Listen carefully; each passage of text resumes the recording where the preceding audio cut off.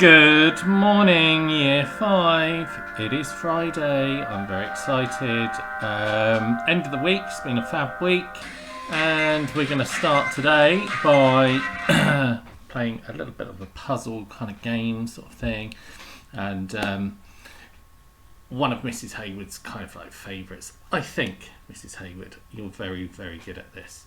Okay, so what you need to do is look at the word block. Okay, you've got lots of letters there, and create as many words as you can.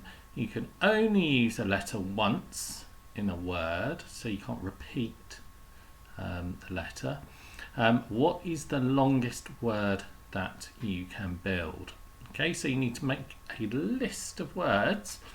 Okay, so the one that really jumps out at me straight away is stop. So that would be at the top of my list. My next word, I can use O or T again, or S. That's not a problem. Okay, so that's like really clear. And you don't have to go diagonally or anything like that. You just choose your letters, build those words. Okay, so what is the longest word that you can build? Now I'm going to have a little go at that myself. Pause the video and I will come back to you in a moment. Okay, good. Back again, right. Don't know how you did. I'm sure Mrs. Hayward has got something like a 17-letter word.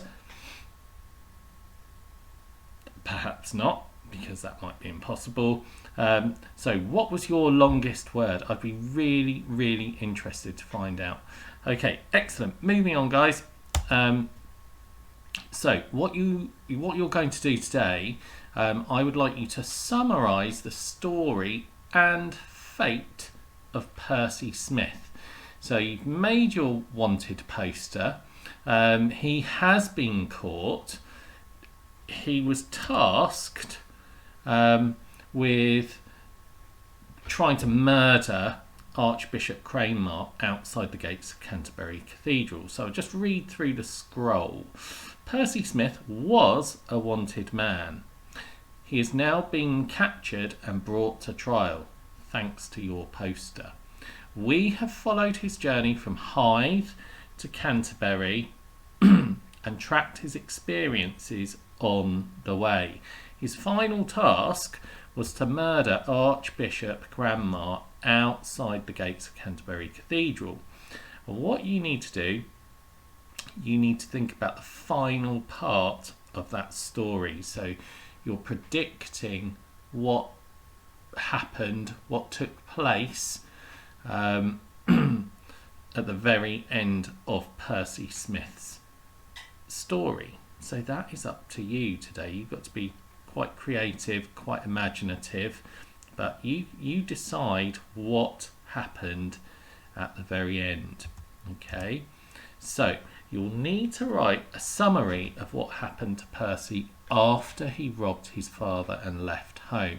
So you can go back to your original notes. You could go back to the original resource sheet, his little leather-bound diary that told you what he got up to, and you can review that. And what you need to include in the summary, and remember, a summary is just a short piece of writing. It doesn't have to have great detail in it, but it does need to include the events that took place. Okay, so what happened, where he went would be really helpful, who he met lots of different characters on his journey, and how he behaved as well. You know, he wasn't always bad. I can think of some good things that reflect his personality and his life story. Okay, so you need to write about his capture and what happened next. So these are some questions that you might want to ask yourself, and this will form the structure for your final part. Okay, the fate of Percy Smith. So Did he murder Cranmer and then was he captured? Entirely up to you. Maybe he didn't murder Cranmer and he was captured anyway. Okay, so remember, he was approached by a couple of men who offered him, I think it was 500 groats, to murder Cranmer in front of Canterbury Cathedral. So that's up to you. You've got some decisions to make here for your summary, for your writing today. How was he caught? Or was there a fight? Or did he come peacefully? Okay. So did the king's men recognise him in a crowd of people and get to him just before he could do anything? Or did he go for the attack and maybe just wound or injure Cranmer, and then the soldiers grappled him to the ground? Maybe it was members of the public, people who lived in the city of Canterbury at the time. Did he just kind of hold his hands up and say, I've been caught, I'm sorry? It's up to you. Okay.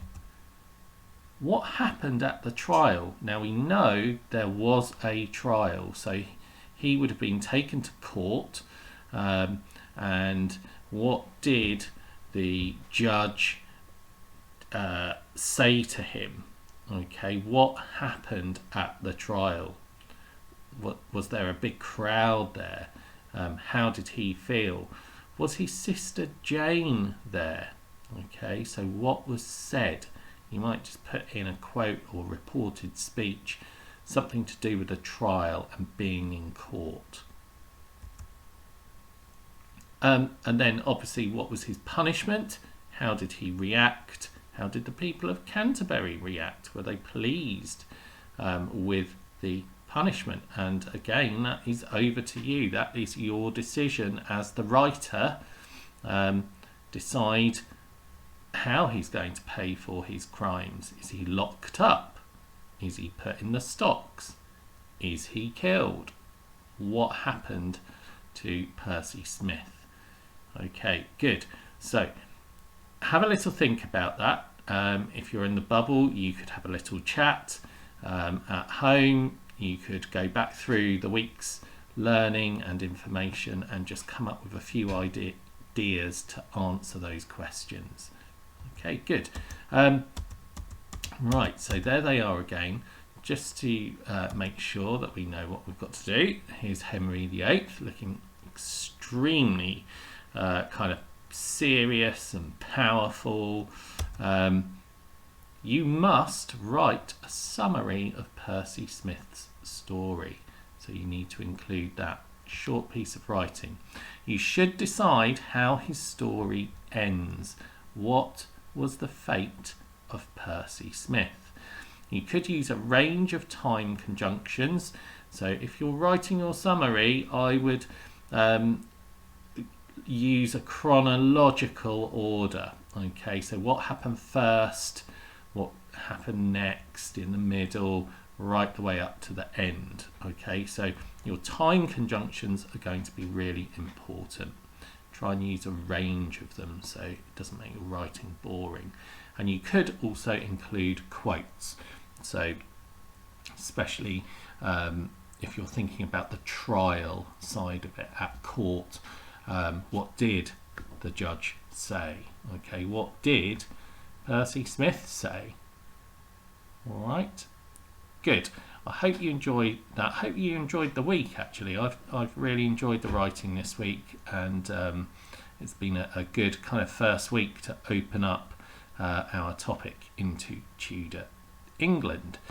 Fantastic. Right, guys, it's Friday. Have a super weekend. I'm going to get back to you this afternoon for art. It's going to be fantastic, hopefully. And good luck with your writing. I'm just going to say cornflakes.